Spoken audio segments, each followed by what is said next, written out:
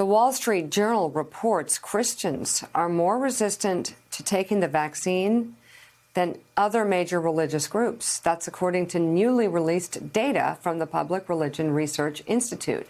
Evangelicals of all races make up about 1/4 of the U.S. population.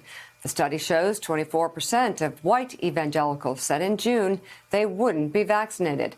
The Journal cites one former evangelical pastor who says some evangelical leaders are afraid their churches will lose members or donations if they openly support vaccination. Franklin Graham, one of the country's most prominent Christian leaders, told the Journal, quote, "I don't think I've ever seen anything that has been so controversial as this vaccine. And it's so puzzling to me because the vaccine makes sense. It's gotten political. Mike Barnacle, it doesn't make any sense. I mean, are all of those people with children who don't go to school? Because you got to get like 5 vaccines to go to school. So what are these all homeschooled kids that aren't vaccinated? It's crazy. Vaccines are a part of our life here in America, and they help prolong life, and they help save life. And yet these Christians are refusing a vaccine?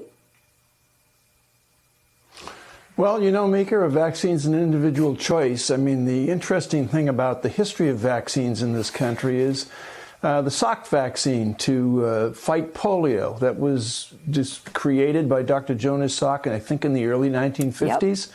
Millions of Americans, most Americans, received the Salk vaccine. If the belief about vaccines that exists now existed then, probably 2/3 of this country would be on crutches still. The vaccine has become an element of politics. That's our basic problem. That's what we're talking about here every day. And it's the slow destruction of the republic, really. It's the disbelief in the government. It's the disbelief in the vaccine, a vaccine that has been proven to be helpful and in many, many cases, life-saving to Americans and people around the world. Now it's a matter of politics. Masking is an element of politics.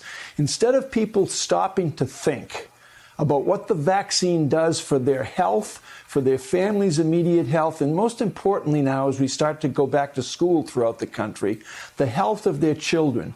Unless we stop to think about the reality of the vaccine, and it's very simple, vaccines help save lives. This vaccine is a lifesaver. Even if you do get the Delta variant, if you're vaccinated, it's been proven medically repeatedly that your life will exist longer than if you have no vaccine.